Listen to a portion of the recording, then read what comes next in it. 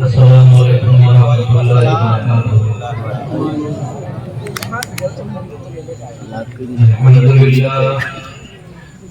الحمد لله نحمده ونستعينه ونستغفره ونؤمن به ونتوكل عليه ونعوذ بالله من شرور أنفسنا ومن سيئات أعمالنا من يهد الله فلا مضل له ومن يضلل فلا هادي له ونشهد أن لا إله إلا الله وحده لا شريك له وأشهد أن سيدنا ومولانا محمدا عبده ورسوله صلى الله تعالى عليه وسلم، أما بعد أعوذ بالله من الشيطان الرجيم. بسم الله الرحمن الرحيم.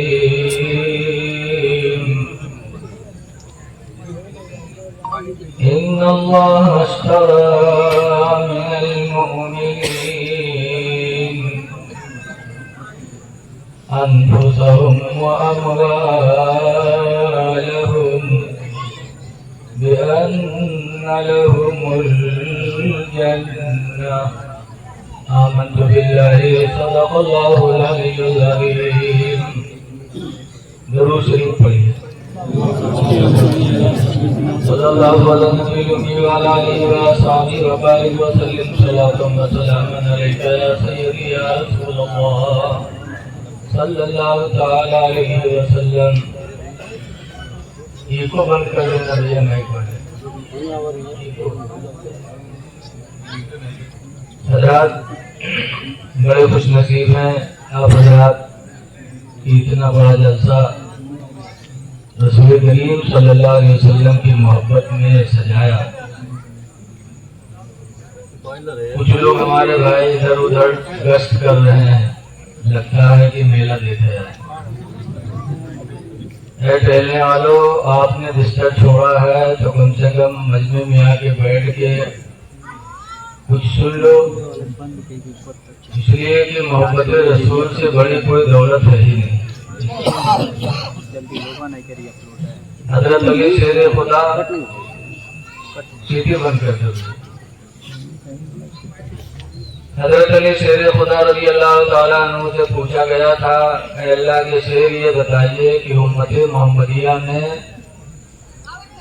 سب سے بڑا بہادر کون ہے؟ تو حضرت علی نے فرمایا تھا حضور کی امت میں سب سے بڑے بہادر حضرت ابو بکر صدیق رضی اللہ عنہ. ایسا کیسے؟ آپ تو شیر خدا ہیں. کہاں ہم شیر خدا ضرور ہیں لیکن ابو بکر سب سے بڑے بہادر. کہا کیسے؟ کہا جب اسلام کی پہلی لڑائی ہوئی جنگ بدر، ہم 313 تھے، وہ ہزاروں سے بھی زیادہ تھے، تو اس ٹائم اعلان ہوا تھا کہ جنگ کے ٹائم سرکار کی نگرانی کون کرے گا، حضور کی حفاظت کے لیے کون مقرر ہوگا، اس لیے کہ ساری دنیا کی نگاہیں حضور پر تھی، ان کو ختم کرو اسلام گر جائے مارے، تو ان کی نگہبانی بہت کٹھن کام ہے۔ جیسے کوئی علاقے بھر میں دشمن ہر آدمی کا مارے چاہت ہو تو اس کے ساتھ کوئی لیٹی بیٹھی جلدی بولو آنا ہے کرو یار، سوچیے گا نا ٹھیکا ماریں گے تو گھوم مارتے ہیں۔ تو سب سے پہلے حضور کی نگرانی کے لیے حضرت ابوبکر صدیق رضی اللہ عنہ آگے بڑھے تھے، فرمایا تھا جنگ کے وقت حضور کی نگرانی میں کروں گا، اسی لیے کبھی حضور کے آگے کبھی حضور کے پیچھے کبھی دائیں کبھی بائیں تلوار لے کے گھوما کرتے تھے کہ کسی طرف سے کوئی میرے نبی پر وار نہ کر سکے۔ پتہ چلا کہ سب سے بڑی دولت ہے محبت رسول جو اللہ نے حضرت ابوبکر صدیق رضی اللہ عنہ کو عطا فرمایا۔ آپ آئے ہو تو آپ کا اٹھنا بیٹھنا سب اللہ اللہ کے رسول دیکھ رہے ہیں۔ قرآن حکیم میں اللہ فرماتا ہے سیر اللہ عملکم ورسولہ، اللہ تمہارے عمل کو دیکھ رہا ہے اور اس کا رسول دیکھ رہا ہے، دونوں دیکھ رہے ہیں۔ اور قرآن قیامت تک کے لیے ہے تو سرکار بھی دیکھ رہے ہیں، کل بھی آج بھی دیکھیں گے۔ اللہ دیکھ رہا ہے، اللہ کا رسول دیکھ رہا ہے، لیکن کچھ لوگوں کا تکلیف آتا ہے کہا تھا اللہ دیکھا تھا کہا رسول کا کہے ملائے گی،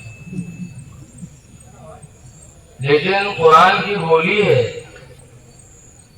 ایک دوسری جگہ اللہ فرماتا ہے اغناہم اللہ ورسولہ من فضلہ، اللہ نے ان لوگوں کو غنی کر دیا اور اس کے رسول نے غنی کر دیا من فضلہ، اپنے فضل سے۔ تو اللہ اور اللہ کے رسول، لیکن قرآن کی بولی بھی لوگوں کے سمجھ میں نہیں آتی۔ ایک مرتبہ حضرت جبریل علیہ السلام حضور کے پاس آئے تھے، پوچھا تھا قیامت کیا ہے، اسلام کیا ہے، سرکار نے سب بتایا، اور جب چلے گئے تو حضور نے پوچھا تھا اے میرے صحابہ جو آئے تھے پوچھنے کے لیے، تم لوگ ان کو پہچانتے ہو کون ہے؟ تو حضرت عمر نے کہا تھا اللہ و رسولہ اعلم، اللہ اور اس کا رسول زیادہ جانتا۔ صحابہ کی بولی اللہ اور اس کے رسول کی، قرآن کی بولی، لیکن آج کچھ لوگوں کے سمجھ میں نہیں آتا۔ لیکن کوئی تعجب کی بات نہیں ہے، قرآن وہ کتاب ہے جس کے بارے میں اللہ نے فرمایا ہے یُضِلُّ بِهِ كَثِيرًا وَيَهْدِي بِهِ كَثِيرًا، اسی قرآن کو پڑھ کر بہت سے بھٹک جائیں گے اور بہت سے ہدایت پا جائیں گے۔ پڑھنے والے قرآن کو بہت ہیں، لیکن کچھ ہدایت پر ہیں اور کچھ ہدایت پر نہیں، گھبرانا نہیں چاہیے۔ لیکن آپ سوچتے ضرور ہوگے جب صحابہ کی بولی ہے، قرآن کی بولی ہے، تو یہ لوگ مانت کہیں گے، بنیے نا ان کا 40 دن چلم لے جا کے ایسا رکاوٹ ہے، یا رسول اللہ کہنا شرک، حضور سے کچھ کہنا شرک، شرک کی تعلیم ایسا دے دیتے کہ زندگی پر وہی لڑتے ہیں، چاہے جتنا قرآن سنو حدیث سنو۔ ان کے مثال ویسے ہے جیسے حضرت مولانا عبدالمصطفیٰ علی محل رحمہ لکھتے ہیں کہ ایک آدمی کی شادی ہے اور بیوی رخصت ہو گئے اور 3 مہینہ بہائے ہو کہ ایک لڑکن ماتاری ہوئی ہے۔ हफ्ता 2 हफ्ता के बाद उनके आदमी के चेहरा झुराएगा। तो औरतिया की आए सबके घरे लड़का पैदा हो तो चेहरा चटक लागत है। हमारे यहाँ जो दिन से लड़का हुआ तो चेहरा मुरझाते जाते, क्या बात है रे? तो फिर तुमका कहा गाँव में यहाँ निकला बापा था, तुमका तो चेहरा काहे जुरात है? इसका है ये जहरे जे थे वहां सब कुर्ता पकड़ पकड़ खींचते हैं कि कसके रहे। तो 3 महीना बिहार में तो लड़का कैसे हुई करे? तो औरतिया के तो समझा नहीं पाओ तो कहीं कहा समझा के जब 9 महीने हुए चाहिए 3 महीने धरा है तो हम कहा समझाए? तो औरतिया के तुम हो गधा, ये बताओ कि तुम्हें बिहार कितने दिन हुआ? तो गैस 3 महीने बहुत कम। तो हमरे बिहार तुम्हारे बिहार 3 महीना हुआ।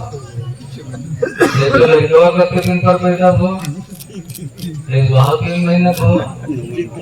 औरतिया पढ़े पहाड़ा घर में ये सारे 3 महीने थोड़े बिहार हुआ, 3 महीने हमरे बिहार हुआ, 3 महीने लड़का हुआ, सब 9 महीना नहीं हुई पढ़ाई इस पहाड़ा घर में। 9 महीने तो भवा है ना, क्या मुझे समझ में आ गई? हाँ यार ये तो 9 महीने भवा है। पूरे गांव वाले पर खपा अपन अनुसार बोल दिए लोग कह दिया नहीं। सुबह फिर गांव में गिला, फिर दोनों को पकड़ खींची कसके रे, इधर कसके रे। 3 महीने तेरे बिहार हुआ तो लड़का कैसे करे? वो लड़का उससे कहा 3 महीना भवा है, 9 महीना तो भवा है। 3 महीना हमरे बिहार होगा, 3 महीना मेरे बिहार होगा, 3 महीना लड़का हुआ तो 9 महीना नहीं होगी। पूरा गांव एक लंग अकेले एक लंग वह बक्के जो नेहरू रहता है कि यही हाल उन लोगों का है। इस तरह रटा देते हैं कि जिंदगी भर वही बोली बोलते। अरे सुनियो, अपने नसीब पर नाश करो कि अल्लाह ताला ने हमको तुमको वो अकीदा दिया जो सहाबा का था, तबे ताबीन का था और आला हजरत का एहसान है कि उनके जरिए वो अकीदा हमको मिला। आला हजरत फजल बरेलवी रज़ी अल्लाह ताला अन्हु आज वो तबीज वाले का देखे हुए आला हजरत भी ताबीज लिखते थे। गुजरात से एक साहब आए बरेली ताबीज लिखवाने। गुजराती मालदार होते हैं, बहुत बढ़िया मिठाई की डब्बा लेके आए। आला हजरत को पेश किया, आला हजरत ने अंदर भिजवा दिया। बिठाला, खैरियत पूछी, फिर पूछे कैसे आना हुआ? क्या हजरत दुकान नहीं चल रही है, कोई ताबीज लिख दीजिए। तो आला हजरत ने ताबीज लिख के दिया और मिठाई का डब्बा अंदर से मंगवा के वापस कर दिया, इसको ले जाओ। क्योंकि तुम आए थे ताबीज लिखवाने और वो मिठाई का डब्बा तुमने दिया है तो मोहब्बत में नहीं दिया बल्कि उसकी उजरत में दिया, ले जाओ इसको। आला हजरत जहाँ अशके रसूल थे वहीं दीनदार भी बहुत बड़े थे। एक साहब आए, कहा हुजूर वजीफा बता दीजिए। उनके चेहरे दाढ़ी नहीं थी। आला हजरत ने फरमाया वजीफा पढ़ना मुस्तहब है और दाढ़ी रखाना वाजिब है, और वाजिब तुमने अदा नहीं किया तो मुस्तहब कहाँ से कबूल होगा? पहले वाजिब अदा करो फिर मुस्तहब के लिए पढ़ो। आला हजरत ने कोई वजीफा नहीं बताया, चले गए। कुछ दिनों के बाद जब दाढ़ी रखा के आए तब आला हजरत फरमाते हाँ अब वाजिब तुमने सजा लिया है, वजीफा भी पढ़ोगे अल्लाह कबूल करेगा। यहाँ इसके रिसालत की दौलत आला हजरत से मिली है, वही दीनदारी भी आला हजरत से मिली। घर के कुरान की एक आयत मैंने पढ़ी, बड़ी खुशी हुई। स्टेज पर आने के बाद बड़े पुराने साथी हजरत अल्लामा मौलाना सिद्दीक साहब किबला फरागत के बाद आज पहली ज़ियारत हुई। हम भी बूढ़े हो गए, भी बूढ़े। हजरत अल्लामा कमरुद्दीन साहब किबला भी तकरीर कर रहे थे, लेकिन आप लोगों को तरस आना चाहिए कि हजरत के बदन में सिर्फ हड्डी ही हड्डी है। اللہ جانے نذرانہ کہاں لے کے جاتے لیکن آواز میں گرج ہے ماشاءاللہ، اس کے رسول کی دولت ہے تو گوشت ہو نہ ہو لیکن کام وہی کرے گا۔ برادر گرامی، حضرت قاری مشتاق رضوی صاحب قبلہ نے مجھے فون کیا، جناب حافظ محمد عرفان اور ان کے ساتھیوں کی دعوت پر میں حاضر ہوا۔ بہرحال کچھ باتیں جلدی جلدی سن لیجیے۔ 12 بجے میں نے سوچا تھا تقریر کر کے واپس ہوں گے، لیکن 12 بجے تقریر شروع ہوئی۔ اللہ تعالیٰ قرآن کریم میں فرماتا ہے ان اللہ اشتری من المؤمنین، بے شک اللہ تعالیٰ نے مومنوں سے خرید لیا، مسلمانوں سے اللہ نے سودا کیا دو چیزوں کا، انفسہم و اموالہم، مومنوں کی جان کو اللہ نے خرید لیا اور ان کے مال کو بھی خدا نے خرید لیا۔ جان بھی اسی کی دی ہوئی اور مال بھی اسی کا دیا ہوا، دیا بھی پھر خریدا۔ اور قاعدہ ہے کہ جب کوئی چیز خریدی جاتی ہے تو بدلے میں کچھ نہ کچھ دیا جاتا۔ اللہ تعالیٰ نے جان و مال کو خریدا تو بدلے میں اللہ نے مسلمانوں کو کیا دیا ہے؟ تو قرآن کہتا ہے بِأَنَّ لَهُمُ الْجَنَّةَ، جان و مال کے بدلے میں اللہ نے مومنوں کو جنت دے دی ہے۔ جنت دی ہے مومنوں تم کو، جان و مال خدا نے خرید لیا ہے، جان خدا کی ہو گئی، مال خدا کا ہو گیا۔ اسی لیے آج ہم اپنی جان بچانے کے لیے کروڑوں روپیہ خرچ کر دیتے، لیکن اللہ کی مرضی نہیں تو نہیں بچ پاتی۔ مال بھی بچانے کے لیے کوشش کرتے، مال بھی نہیں بچ پاتا۔ اے مومنوں، جان و مال خدا کے حوالے کرو اور اپنی جنت بچا لو۔ اب جنت بچے گی کیسے؟ جنت بچانے کے لیے کوئی فورس کی ضرورت نہیں ہے، دوستوں کی ضرورت نہیں ہے، تلوار کی ضرورت نہیں ہے، جنت بچانا بڑا آسان ہے۔ میرے پیغمبر فرماتے ہیں من یضمن لی، اے میرے امتیوں کون ہے تم میں جو مجھے ضمانت دے دے؟ مجھے ضمانت دے دے کون ہے؟ کس چیز کی ضمانت؟ ان یحفظ ما بین لحییہ، اس چیز کی حفاظت کی ضمانت دے دے جو دونوں جبڑوں کے بیچ میں ہے، یعنی زبان۔ کون میرا امتی ہے جو اپنی زبان کو بچانے کا ہم سے وعدہ کر لے کہ اپنی زبان کو گالی گلوچ، جھوٹی غیبت، تمام برائیوں، بری باتوں سے بچانے کا وعدہ کر لے؟ ایک ضمانت تو میرے نبی نے یہ مانگی۔ اور دوسرے نمبر پر فرمایا وَمَا بَيْنَ رِجْلَيْهِ، اور اس کو بچانے کی ضمانت دے دے جو دونوں ٹانگوں کے بیچ میں ہے، یعنی شرمگاہ۔ اور میرا امتی جو اپنی شرمگاہ کو زنا، حرام کاری سے بچانے کی ضمانت ہم کو دے دے۔ حضور فرماتے جو میرا امتی ان دو چیزوں کی بچانے کی ضمانت ہم کو دے دے فَأَضْمَنُ لَهُ الْجَنَّةَ، تو جنت کی ضمانت میں اس کو دے دوں۔ پتہ چلا کہ جنت بچے گی زبان بچانے سے۔ زبان کو بری باتوں سے بچا لو، زنا سے اپنے آپ کو بچا لو۔ میرے پیغمبر کا وعدہ ہے کہ جنت تمہاری ہو گئی۔ ضمانت میرے نبی جنت کی لے رہے ہیں، اور ضمانت اسی چیز کی لی جاتی ہے جو اپنے قبضے میں ہوتی ہے۔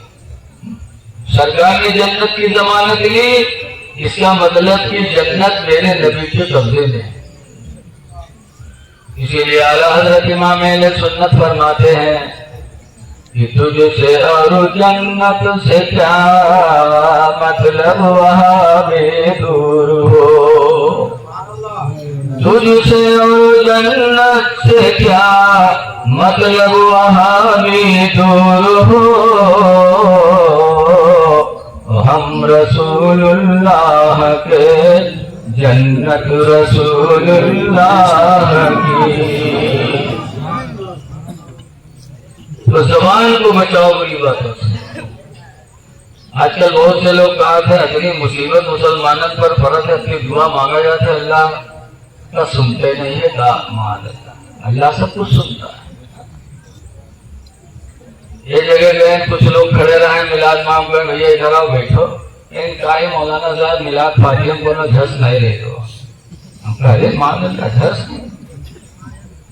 آج آدمی اپنے اعمال کو نہیں دیکھتا، دعائیں کیوں نہیں قبول ہو رہی ہیں؟ کبھی آپ نے سوچا؟ ایک بزرگ تھے حضرت بابا فرید الدین گنج شکر، بہت بڑے پیر تھے۔ ایک جلسے میں تقریر کر رہے تھے تو ان کے مرید لوگ کچھ آئے اور ہاتھ جوڑا، کہا بابا فرید بڑی غریبی کے دن، بچے فاقہ کرتے ہیں، بابا فرید دعا کر دو، بڑی پریشانی کے دن ہے۔ پہلے مرید لوگ پیر سے مدد مانگنے آتے تھے، اب معاملہ الٹا ہو گیا، اب پیر لوگ چلے تھے مریدن پاس۔ سب پیر کو نہیں کہیں گے، الحمدللہ اس وقت بھی کچھ اللہ کے نیک بندے ہیں، لیکن اکثر پیرن کے یہی ہے جب گھٹی بچلتے ہیں مریدن کے دورہ کر۔ لیکن بابا فرید ایسے پیر تھے، جب مریدوں نے کہا بابا حضور دعا کر دیجیے بڑی غریبی کے دن ہے، بچے فاقہ کرتے ہیں، تو بابا فرید نے فرمایا جاؤ مٹی کا ڈھیلا لے آؤ، تو مٹی کا ڈھیلا لے کے آئے مجھے۔ بابا فرید نے لیا والا درود شریف پڑھا، 3 مرتبہ قل واللہ پڑھ کے پھونک چھوڑا تو مٹی کا ڈھیلا سونا ہو گیا۔ کہ تو سبحان اللہ، مٹی کا ڈھیلا سونا ہو گیا۔ جب اللہ کی قدرت، نبی کا معجزہ، ولی کی کرامت سنو تو سبحان اللہ کو، کہ اللہ پاک ہے ایسا کر سکتا ہے، اللہ مجبور نہیں ہے۔ مٹی کا ڈھیلا سونا بن گیا۔ بابا فرید نے مریدوں کو دیا، کہا جاؤ بیچ کر اپنی ضرورت پوری کر لو۔ مرید گئے، بیچا، مالا مال ہو گیا۔ لیکن جلسہ میں یہاں بہت آدمی رہے، ایک آدمی دیکھے تو کہیں چلے یہ تو سونا بنانا بڑا آسان ہے، تو آج پتہ چلا ہے ہو۔ اول آ کے ضرورت پڑھو، 3 مرتبہ قل واللہ پڑھو، پھونک چھوڑو، سونا تیار۔ میں میلاد سے اٹھا اور بابا گھرے نہروا سوت رہا ہے، بابا جگہ اس نے اٹھ جب مٹی کا ڈھیلا لے کے آؤ، تو چوکی کہیں تھی 12 بجے رات کے مٹی ڈھیلا کا کرے جلدی کر، بعد میں پتہ نہیں بنے نہ بنے تھے، جلدی کر۔ تو روٹی اور تعجب میں کہے صاحب اوروں کچھ بتائیے، کہاں بنے نہ بنے، کہاں معاملہ ہے؟ تو کہا جلدی کر۔ بابا فرید کے یہاں بیٹھا تھا، مٹی کے ڈھیلے پر انہوں نے اول آپ سے درود پڑھا، 3 مرتبہ قل واللہ پڑھ کے پھونک چھوڑا تو مٹی کا ڈھیلا سونا بن گیا۔ ابھی تازہ ان کے میٹر سے آ رہا ہوں، جلدی کر، بعد میں پتہ نہیں بنے نہ بنے رے۔ تب عورتیا کے سمجھ میں آؤ، عورتیا اٹھی اور گئے کھیتے میں یہاں رات میں، اور ڈھیلا کے بجائے بہت بڑا چہار ڈھونڈی چپا، اور موڑے پھینک کے گئی حافظ جا کر لائی کے رکھی۔ مرتبہ دیکھے تو کہے شاید اسے ہم ڈھیلا کہہ رہا ہے تو پورا چپا اٹھائے لے گئے۔ کہے جلدی کرو بنے تو چپا چہار بنے، ڈھیلا کہے گا۔ بہت سوچی اس کے پڑھے تو وقتے تھے، میں رکھی چپا سامنے، آنکھیں بند کی، سول آگے درود پڑھی، 3 مرتبہ قل واللہ پڑھ کے پھونک چھوڑا، پھر آنکھیں کھولا تو دیکھا کہ وہ چپا ویسے دھرا ہے۔ تو جانے سوچا تھا کہ غلطی ہوئی جو ہے، دوبارہ پھر پڑھی، پھر پڑھ کے پھونکے، پھر دیکھیے، پھر شروع کیے، پڑھا صبح ہو گیا، منہ میں پھیرنا آئے گا لیکن چپا نہیں بدلا۔ تب اٹھا اور بابا فرید کے دربار میں گیا، کہا بابا فرید کیا معاملہ؟ آپ نے مٹی کے ڈھیلے کے اولا سے درود پڑھ کے 3 مرتبہ قل واللہ پڑھ کے پھونک چھوڑا تو مٹی کا ڈھیلا سونا بن گیا۔ میں آپ کے یہاں سے جانے کے بعد پوری رات پڑھتا رہا، پڑھتے پڑھتے منہ میں پھینا آ گیا لیکن چپا نہیں بدلا، کیا معاملہ؟ تب بابا فرید نے فرمایا تھا بیٹا جو میں نے پڑھا ہے وہی تو نے بھی پڑھا ہے، لیکن فرق صرف میری اور تیری زبان کا ہے۔ اللہ کا شکر ہے کہ اپنی زبان سے کبھی میں نے جھوٹی بولی نہیں بولی، کبھی کسی کی غیبت نہیں کیا، کبھی جھوٹی قسمیں نہیں کھائی، جھوٹ نہیں بولا، تو اللہ تعالیٰ نے میری زبان میں وہ اثر دے دیا کہ مٹی کو پھونک دو تو سونا بن جائے۔ بیٹا تو بھی اپنی زبان کو بری باتوں سے بچا لے، پھر اللہ تعالیٰ تیری زبان میں بھی وہی اثر پیدا فرمائے گا۔ اے لوگوں، زبان بچاؤ۔ قرآن میں اللہ فرماتا ہے یا ایھا الذین آمنوا اتقوا اللہ، ایمان والو اللہ سے ڈرو، وقولوا قولا سدیدا، اور درست بولیا بولا کرو، یصلح لکم اعمالکم، اچھی بولیوں کی وجہ سے اللہ تمہارے عملوں کو اچھا بنا دے گا، ویغفر لکم ذنوبکم، اور اچھی بولیوں کی وجہ سے اللہ تعالیٰ تمہارے گناہوں کو بھی معاف کر دے گا۔ اس لیے لوگوں، جنت بچاؤ۔ جنت بچانا بہت آسان ہے، زبان بچا لو گی جنت بچ جائے گی۔ لیکن آج ادھر کی ادھر، ادھر کی ادھر جب تک کریے نا تب تک یہ ان کا سکون ہے۔ بہت سے لوگ اٹھیے کو پہنچ گئے پردھان کے دوبارے دلالی کر، فلنوائی میں رہے تو ڈھمکوائی میں رہے، گھنٹہن تیل لگائیے پہیے کا ایک بیڑی، یہ بیڑی پہیے گھنٹہن تیل لگا ہوتا۔ تم صبح اٹھتے ہو پردھان کے یہاں دلالی کرنے جاتے، کوٹے دار کے یہاں جاتے دلالی کرنے۔ اے لوگوں، اگر تمہیں موقع ملے اللہ وقت دے تو ان لوگوں کے پاس بیٹھو جن کے پاس بیٹھنے کا حکم اللہ نے دیا ہے۔ اللہ قرآن میں فرماتا وَاصْبِرْ نَفْسَكَ مَعَ الَّذِينَ، اے لوگوں تم اپنے آپ کو ان کے پاس بیٹھایا کرو، اپنے آپ کو ان کے پاس روکو۔ کن کے پاس؟ الَّذِينَ يَدْعُونَ رَبَّهُمْ بِالْغَدَاةِ وَالْعَشِيِّ، جو صبح اور شام اپنے رب کو پکارا کرتے ہیں، ان کے پاس بیٹھو۔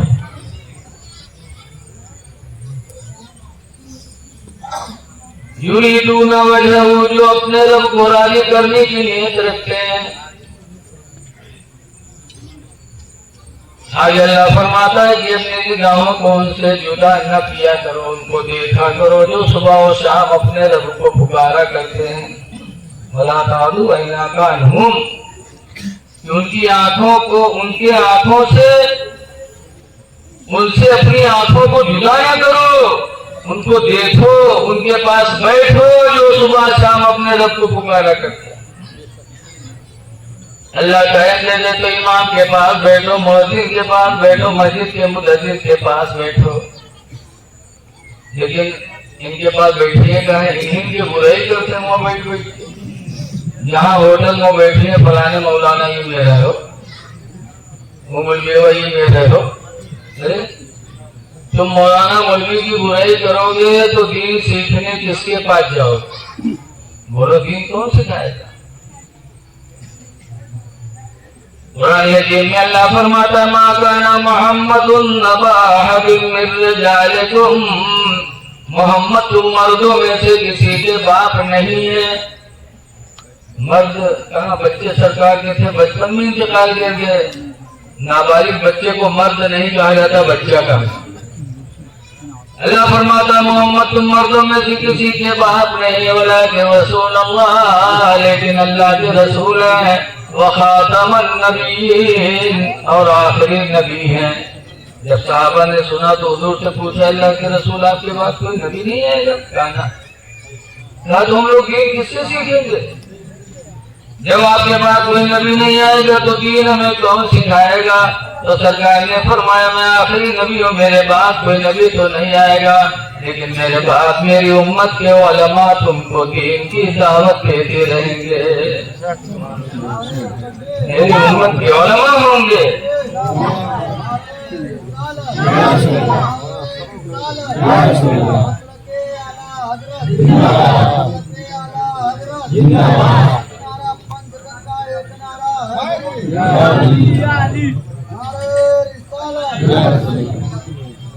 حضور فرماتے ہیں میرے بعد تم کو علماء سے دین کی دولت ملے گی، اب نبی تو کوئی نہیں آئے گا لیکن عالموں سے تم کو دین کی دولت ملتی رہے گی۔